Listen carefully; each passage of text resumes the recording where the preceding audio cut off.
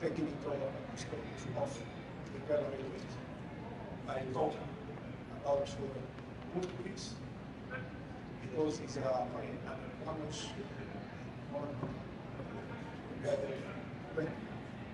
boa tarde a todos. Sou o Daniel de Manuel.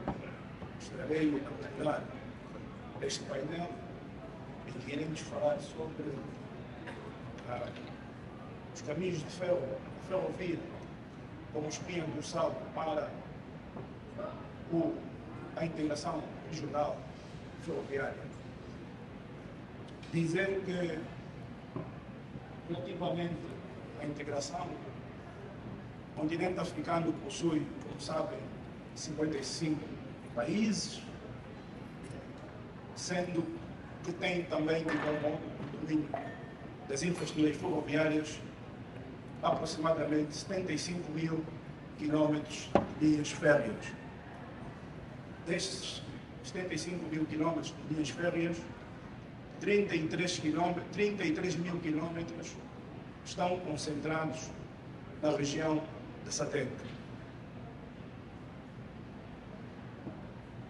O continente africano possui uma população estimada em 1.455 milhões de habitantes. Porém, e voltando para a região da SADC, da qual faz parte da SARA, possui aproximadamente 350 milhões de habitantes.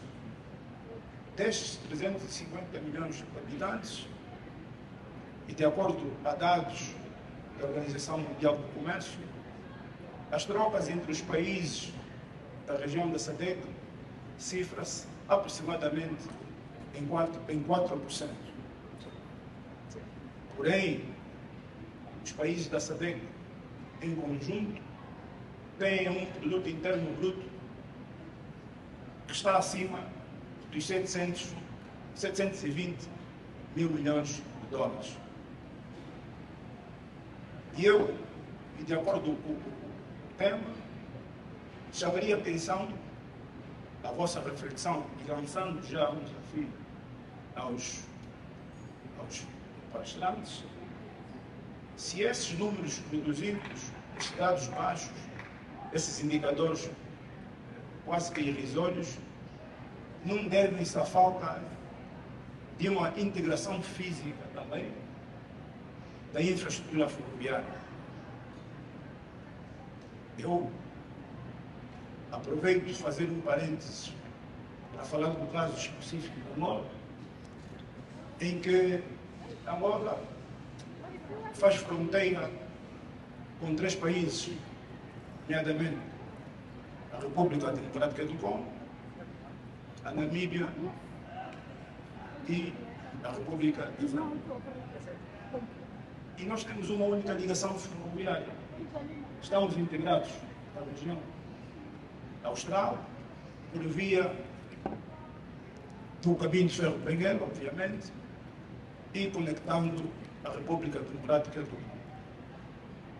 Mas olhando para o desafio que foi lançado há 60 anos pelos panafricanistas, em 2015, a 31 de janeiro de 2015, foi aprovada a Agenda da União Africana 2063.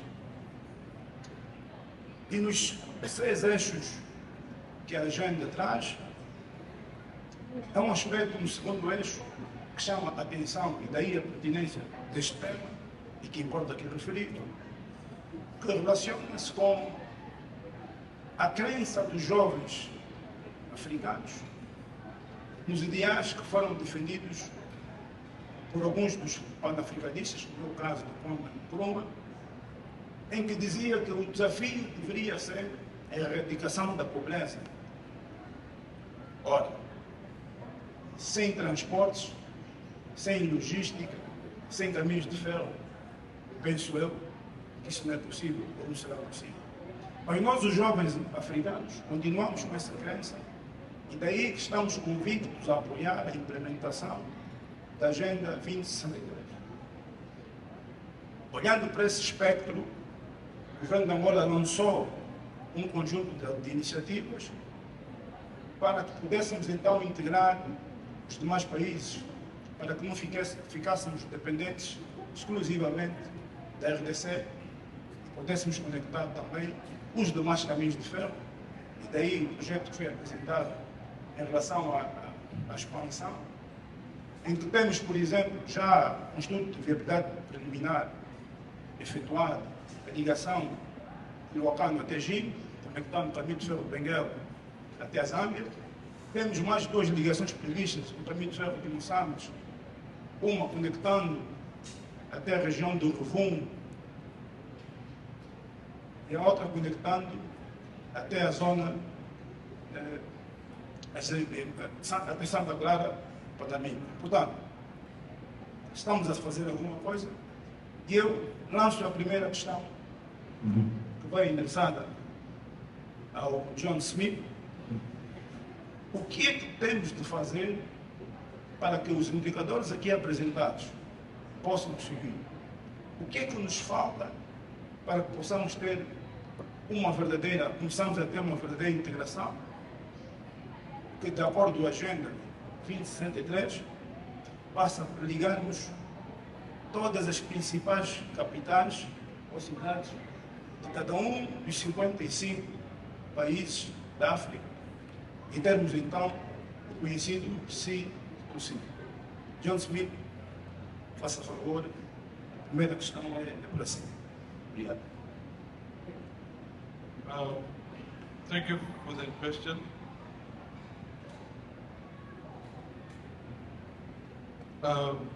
Yeah, if I understood the question correctly, at the continental level, what are we doing? And then maybe if I just bring it down to Southern Africa, as far as my understanding is, we do not have a rail master plan for Southern Africa. And that's one of the initiatives that SARA is working on. So a rail master plan will give us at least a plan, is to say, how do we connect the different cities in terms of the rail network. At this stage, all of us know that more than 90% of freight is moved by road, and we really need a plan that sort of allow us to then at national level between the various countries focus on the implementation of rail infrastructure. I've just looked at some of the statistics, even at the SARA level, is that for the last 3 years, we are, from a freight perspective, we are moving about 100 trains per month less. So we are just going backwards in terms of rail transportation. So I would say there's basically 3 things that you need to do. Or maybe let me say 4. The first one is we need to have a plan at regional level, which then needs to be cascaded down to national level in terms of various countries within SADC. The plan, of course, will then also indicate the priority areas in terms of infrastructure. Because what's the priority for one country? For example, what's priority for Angola is not necessarily the priority for Zambia. So that needs to be then resolved. And then, of course, coming with it is then the policies or the environment in terms of what would be allowed by governments for hopefully private sector investment. Because there's a big hole in terms of the backlog of infrastructure investment in terms of railways. So at the same time, that policy must also then speak to access, to allow the private sector to operate in the country. And I think some of the very simplistic solutions would be to say, I made a previous example, not here but outside. If you have 4 different main lines in South Africa, or let's say 6, if you have 6 main lines in South Africa, what you could do in terms of a policy framework is to say, let us, from a railway perspective, the main operator, Trans and Freight Rail, we will keep 4 of those lines for Trans and Freight Rail. The other 2 must probably give to private sector in terms of course, going through an open bidding process. And these are some of the options that one has to look at in terms of trying to see how do we catch up with this backlog to make sure that we connect ourselves in terms of infrastructure within the region. Mr. Johnson. E trabalha na ciência, SARA, para o CFM, Moçambique. Na sequência da questão da resposta dada por John Smith, o que falta para que possamos ter um plano diretor ferroviário no nível da região nacional que fosse integrado. Isto porque cada um dos países deverá ter o seu, no caso da Angola aprovou em 2020 o seu plano diretor nacional dos transportes e das infraestruturas rodoviárias e que foi financiado pelo Banco Africano de Desenvolvimento. O que é que falta? Okay. Good afternoon, ladies and gentlemen. I will try to save up time to speak in English. I really agree with what was said before with my colleague. Yeah. As a rail, these days, we are not really aligned. It's necessary to have a direct plan because, as we say, as a railway, we are integrated, but we face challenges when it's the time for us. As the CFM currently have signed off seamless trains to Eswatini and also to TFR lines to South Africa. And we have seen challenges in terms of infrastructure and the signaling, which if we don't align, that can become a challenge in the future. So when we have a unique planning in terms of infrastructure to build up a rail line, a network, which will be the same standard, that will also allow us to have trains that run from one pit to port, crossing all the countries without constraints. What we have when, for example, want to run a train in the different corridors, in Popo, for example, we have a different infrastructure capacity, and it's a limit. It's a limit for us to move larger train or longer trains and even heavy train. So if we have this planning aligned, that will assist and save money, and also in terms of investment. A signal is the same, so to say yes, it's agreement, it's need for that. As a rail administration, we've seen that we are doing investments, but in the end of the day, we can find out that those investments are not aligned, and it's a time to connect each other, find that there is a gap between the borders to be aligned. Obrigado, Elton. Eu passo para o Chandra seguir. Para reformas que temos pequenos nós África, região austral, temos que permitir o acesso à entrada do setor privado para a promoção desta integração ferroviária regional.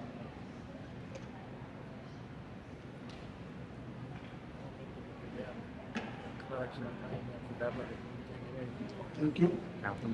If I correctly understand from you, the question you are saying that how we have to allow the private sectors in Africa to develop, right? So you are having the one of the example like us as a part of Nakala Logistics. Earlier it was owned by the Wallet, and they have did the, you can say, complete investment, integrated multi-models investment they have did at the Nakala corridor. That is 930 crore. It includes signaling, it includes port at the, and one of the best port where we are having 20-meter crafts where we can load almost 210 ton vessels. So this is the one of the example. And secondly, the most important part I want to highlight it here, how we have to attract the railway. That is good, we are talking about the railway, but how we have to attract our customers, how we are going to deliver their goods, like port up to the destinations.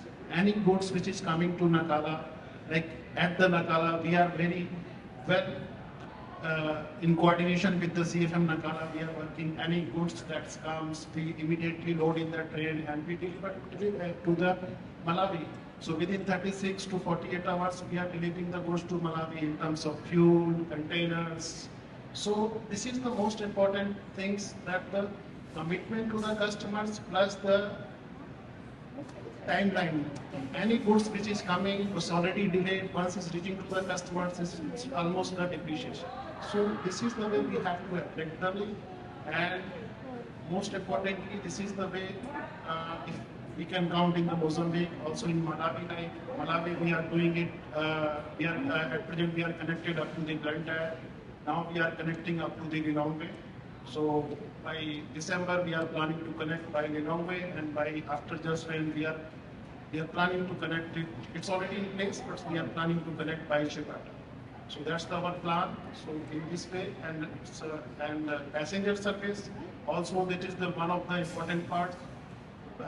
The many areas where the roads are not there, conditions are not there. So like Wamba Nishinga, that is the one of the sections that we are operating the passenger train complete in 1,800 kilometers. The concessionaire we are there. We are operating the passenger trains. Locals, they are very much obliged for that, the railway, and they are very energetic for the railways to, small goods they cannot afford the hiring the trucks, they cannot afford the bus or something. So we are delivering that very well. I think I have answered your questions. Thank you. Obrigado, sim. Passo para a próxima pergunta para o Bernardo. Ok? Nós temos em África, em fase de implementação, a zona do comércio livre continental africano. Se temos dificuldades de integração no mínimo dos transportes ferroviários dos países, de que formas é que podemos começar a materializar de facto esta zona do comércio livre continental africano? Yeah, that's a very interesting question for an OEM like us. What I can give you is maybe the vision that we take, but as well the experience we got from other continents. And Europe in the 50s or 60s were exactly in the same situation. You could not go from one country to another. You didn't have free access in terms of market from one country to another. I think the African Union plan for 2063 has set very high objectives. And some of the pathlines that are in this plan are as well enabling to activate or to have some levers in setting up a free trade market, but as well a free communication, exchange, and rail is using that plan. But I think Johnny said it up very well. I mean, the journey is starting by something. The first phase is the plan. What is the plan? How do we address the fact that tomorrow we will connect main freight rail line, we will connect passenger lines, and I mean, in that, companies like us can help in bringing experience. What do you need to connect two countries with the same line? Do you need specific rolling stock? You need specific signaling solution. We were talking this morning about cybersecurity, about communication. So we have experience on that. We can help. We can help as well in how, within this plan, the regulations have to be put in place, because there is no plan without regulations. And the first one to enter into this discussion at the African level is which regulation we put in place. Otherwise, no one will trust everyone. So we need to set up the frame on how this will be articulated and how line from a seamless line from Zambia to Angola or to Dakar port will be seamless. The train will leave, will arrive at the destination, and will be systematically unloaded without any paper, without anything, all managed digitally. So, and regulations have to enter into the game, because they are the one who will define how it works and how we make sure that everybody equally benefit from this new system of railways.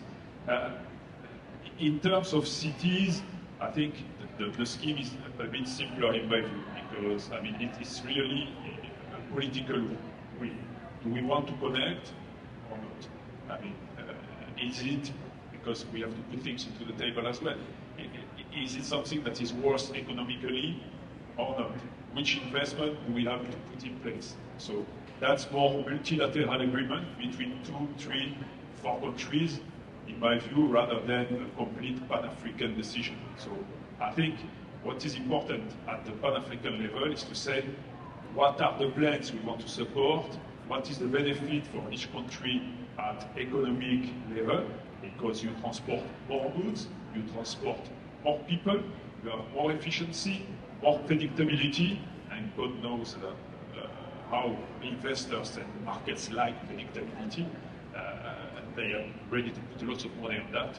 And from that, you start to put in place, you start to put in place corridors, keeping in mind that whatever decision you take it today for 5 years, 10 years, 15, 20, 30 years result. It's not something that is going to come tomorrow, but you have to start by something. And I mean, what I can see at a different scale is we were talking yesterday about the implementation of Gibela that started in 2013. Today, 10 years later, we see very good results, and we focus on the next 10 years. But this is something tangible. The decision that was taken 10 years ago starts now to bring results and will bring more in the future. And what it will bring is something that stays in the continent, that stays in the SARA area. I mean, you have means that have been developed that bring jobs, that bring benefit, that develop suppliers. And this bring taxes as well, because the jobs are here. And this you can develop at any level of the railway. It may be construction, may be signalization, may be traffic management. So how do we integrate all of that to bring added value? And the plan is first, and competency is second. How do we come with competency? How do we get to know all the technologies? How do we get to know how operators have to optimize? This is something that we have definitely to take into account, and these are the cornerstones in some way of future evolution of the railway. So that's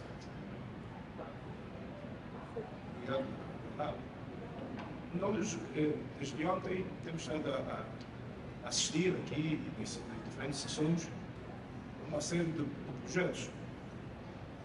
Mas esses projetos remetem-nos sempre, aquela que é a minha visão, para uma ótica individualista.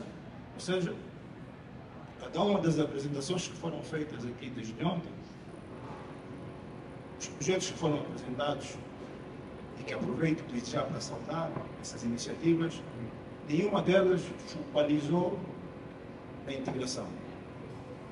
Eu deixo a pergunta de forma geral aos palestrantes: como é que é possível começarmos ou pensarmos a falar integração regional, quando internamente cada um dos nossos países tem uma série de desafios a realizar. É a questão.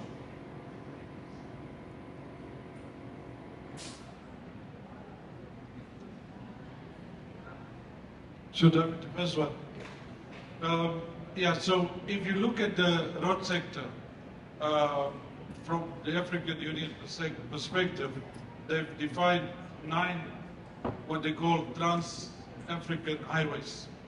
So some of them are vertical and some of them are horizontal.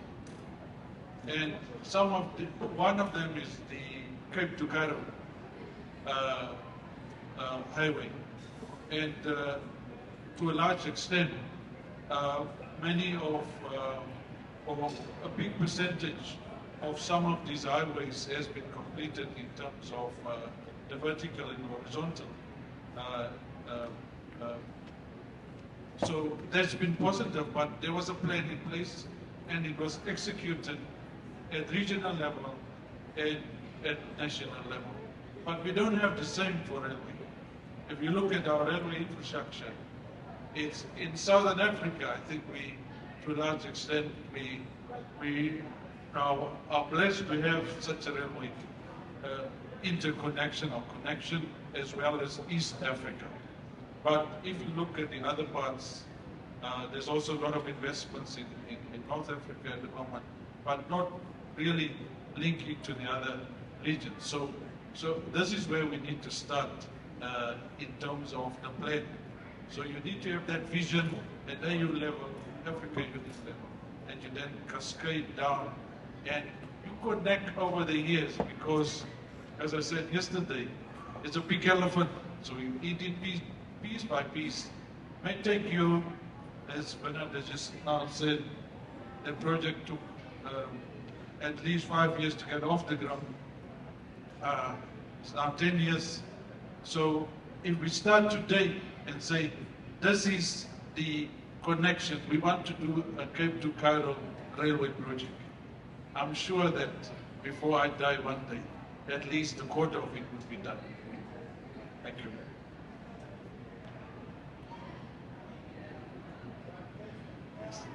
So I fully agree with Smith. That's what we are here. That's what is the SARA. So whatever the challenges already presented by our one of the colleague, the important part is the border integrations. That is important, how that we have to go for the bilateral, trilateral agreements, where the goods has to move smoothly. Then second part, how best we have to commit to our customers, so that in terms of time frame, like if we are committing that we are going to deliver your goods in 48 hours, we have to deliver it in 48 hours, maximum like 10%, 15% tolerance. Third part is the, of course, is one of the challenges that we face is the vandalism. How we have to prevent it, how we have to engage about the governments for to avoid these vandalisms. And it's occurred on the railway line, like a pendles, like containers, like other goods, if we are transporting fertilizers.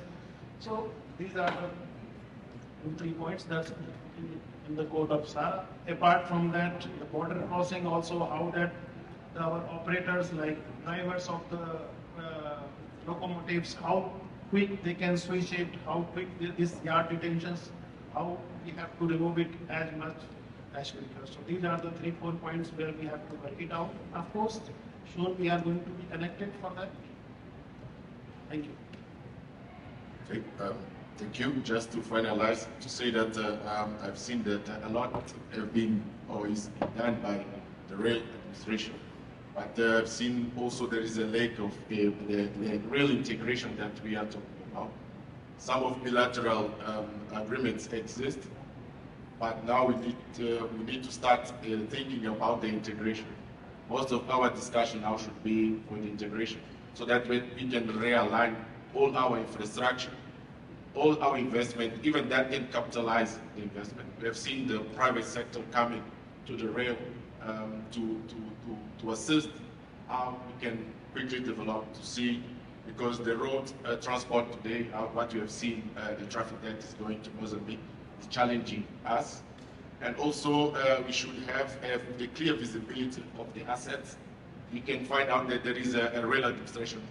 We have assets that can be shared in the corridor, and that can enable us to move most of the cargo from the road to the rail, and from the rail, as the CFM is also well located to move the goods from the interland, the countries as Botswana, Zambia, and Zimbabwe, including Lesotho. So I believe everything is in place. What we should do is start thinking in integration, and I believe that we can feel the benefits of it.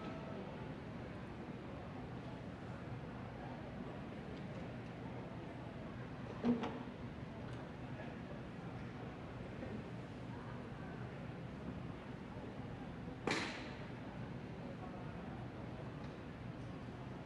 Para terminarmos o nosso painel, tivemos aqui muitas contribuições e bastante positivas. Aquilo que se pode retirar de tudo quanto foi dito é que nós, em África, temos necessariamente de caminharmos juntos. Se não caminharmos juntos, não conseguiremos alcançar o sucesso e o êxito pretendido. O nosso povo, as nossas populações esperam de nós muito. Para 2063, faltam 40 anos. Estou certo que todos aqui os presentes estarão em 2063. Seremos cobrados. Alguns dizem que não estarão, mas temos que ter fé que estaremos cá em 2063. Mas já não nessas posições em que nos encontramos hoje. E aí, aqueles que vierem depois de nós, ou em substituição, hão de nos cobrar. A África está, em certa medida, cansada de esperar. O primeiro presidente da Angola, Dr. Antônio Agostinho Neto, dizia, para além de presidente, médico, era também poeta, e ele tem um poema que dizia, ou que diz mais ou menos isso: oh, minha mãe, os filhos esperam. Minha mãe, que durante muito tempo levou-me consigo. Eu já não sou, eu já não espero. Eu sou aquele de quem se espera. Minhas senhoras e meus senhores, nós ferroviários, membros da comunidade dos transportes e logística, temos muita responsabilidade. Os planos que foram aqui ditos que estão em falta, é necessário que comecemos a fazê-los. Os números que foram aqui apresentados são números muito críticos. Hoje, o comércio africano na região austral da SADC, cerca toda a mercadoria que é movimentada, apenas 16 ou 17% passam pela linha férrea. Aproximadamente 35% de todo o comércio africano regional é pela rodovia. Aviões. Estamos a degradar a infraestrutura rodoviária. Não quero com isso dizer que os caminhões não deverão transportar. Sim, devem transportar. Mas aqui o desafio, e temos de trabalhar para isto, é de levarmos a percentagem de 17% para cima de 20%. Aí, as nossas empresas terão uma maior rentabilidade. Nós estamos muito voltados, e porque também é a nossa missão, para o transporte de passageiros. Mas aquilo que permite, ou que faz com que as empresas ferroviárias tenham algum conforto, é fundamentalmente o transporte de mercadorias. Portanto, vamos trabalhar juntos, porque together we are better. Muito obrigado. Thank you. Merci beaucoup.